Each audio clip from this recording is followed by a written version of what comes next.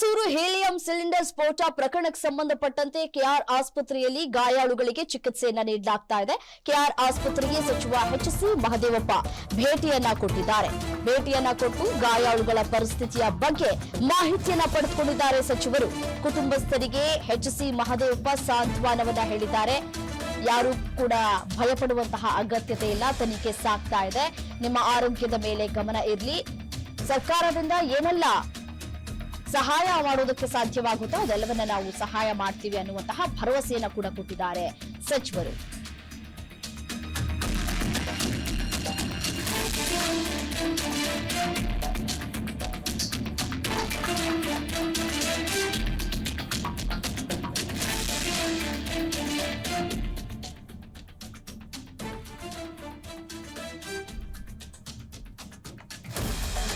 ದೃಶ್ಯಾವಳಿಗಳಲ್ಲಿ ಗಮನಿಸ್ತಾ ಇದ್ದೀರಿ, ಸಚಿವರು ಭೇಟಿಯನ್ನ ಕೊಟ್ಟು ಒಬ್ಬೊಬ್ಬರ ಪರಿಸ್ಥಿತಿ ಹೇಗಿದೆ, ಎಷ್ಟು ಸಮಯ ಬೇಕು, ಎಷ್ಟು ಸಮಯ ಆಸ್ಪತ್ರೆಯಲ್ಲಿ ಚಿಕಿತ್ಸೆಯನ್ನ ಪಡೆದುಕೊಳ್ಬೇಕಾಗತ್ತೆ, ಏನೆಲ್ಲ ಸಮಸ್ಯೆಗಳಾಗಿದೆ, ಕಾಲಿಗೆ ಎಷ್ಟು ಪೆಟ್ಟಾಗಿದೆ, ಎಷ್ಟು ದಿನ ಬೆಡ್ ರೆಸ್ಟ್ ಅಲ್ಲಿ ಇರಬೇಕಾಗುತ್ತೆ, ಆಸ್ಪತ್ರೆಯಲ್ಲಿ ಎಷ್ಟು ದಿನ ಚಿಕಿತ್ಸೆಯನ್ನ ಪಡೆದುಕೊಳ್ಬೇಕಾಗತ್ತೆ ಅನ್ನೋದ್ರ ಬಗ್ಗೆ ಡಾಕ್ಟರ್ಸ್ ಗಳ ಬಳಿ ಮಾಹಿತಿಯನ್ನ ಕೂಡ ಕಲೆ ಹಾಕ್ತಾ ಇದ್ದಾರೆ ಎಚ್.ಸಿ. ಮಹದೇವಪ್ಪ ಅವರು. ಆಸ್ಪತ್ರೆಗೆ ಭೇಟಿಯನ್ನ ಕೊಟ್ಟು ಮತ್ತೆ ಸ್ಫೋಟ ಪ್ರಕರಣದ ಬಗ್ಗೆ ಸಚಿವ ಮಹದೇವಪ್ಪ ಪ್ರತಿಕ್ರಿಯೆಯನ್ನ ಕೊಟ್ಟಿದ್ದಾರೆ. ಗಾಯಾಳುಗಳಿಗೆ ಸರ್ಕಾರದಿಂದ ಚಿಕಿತ್ಸೆಯನ್ನ ಕೊಡಿಸಲಾಗ್ತಾ ಇದೆ. ಇಬ್ಬರಿಗೆ ಸ್ಥಿತಿ ಕ್ರಿಟಿಕಲ್ ಇದೆ. ಇದೊಂದು ಆಕಸ್ಮಿಕ ಘಟನೆಯಲ್ಲಿ ಓರ್ವ ಸಾವನ್ನಪ್ಪಿದ್ದಾರೆ, ಉಳಿದವರಿಗೆ ಸಣ್ಣ ಪುಟ್ಟ ಗಾಯಗಳಾಗಿದೆ. ಗಾಯಾಳುಗಳ ಚಿಕಿತ್ಸಾ ವೆಚ್ಚವನ್ನ ಸರ್ಕಾರವೇ ಭರಿಸಲಿಕ್ಕಿದೆ ಅಂತ ಹೇಳಿ ಮೈಸೂರಿನಲ್ಲಿ ಉಸ್ತುವಾರಿ ಸಚಿವ ಡಾಕ್ಟರ್ ಎಚ್.ಸಿ. ಮಹದೇವಪ್ಪ ಹೇಳಿಕೆಯನ್ನ ಕೊಟ್ಟಿದ್ದಾರೆ.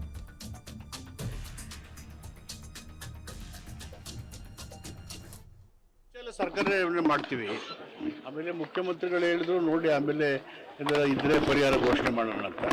ನಾನು ದಾವಣಗೆರೆ ಹೋಗ್ಬೇಕಾಯ್ತು, ಮುಖ್ಯಮಂತ್ರಿಗಳು ಸೂಚನೆ ಮಾಡಿ ಮೈಸೂರು ಈ ಥರ ಆಗಿದೆ, ಇಮಿಡಿಯೇಟ್ ಆಗಿ ನೀನು ಹೋಗುವಂತ ಬೆಳಗ್ಗೆ ಹೇಳಿದ್ರು.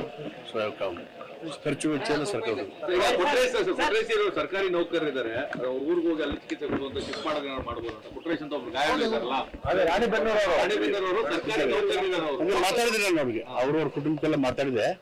ಅದೇನು ಆ ಮೇಜರ್ ಇದೇನಿಲ್ಲ, ಫ್ರಾಕ್ಚರ್ ಆಗಿದೆ, ಮೇಜರ್ ನೋಡಿದೆ, ಮೇಜರ್ ಇದೇನಿಲ್ಲ. ಅವ್ರಿಗೆ ಏನ್ ನೆರವೇಬೇಕು ಮಾಡ್ತೀವಿ, ನೋ ಪ್ರಾಬ್ಲಮ್. ಜಿಲ್ಲೆಗೆ ವಾಪಸ್ ಜಿಲ್ಲೆಯಿಂದ ಆಡಳಿತದ ಏನು ಸರ್ಕಾರದಿಂದ ಖಂಡಿತ ಮಾಡ್ಕೊಡ್ತೀವಿ. ಖರ್ಚು ವೆಚ್ಚ ಎಲ್ಲ ಸರ್ಕಾರ ಮಾಡ್ತೀವಿ.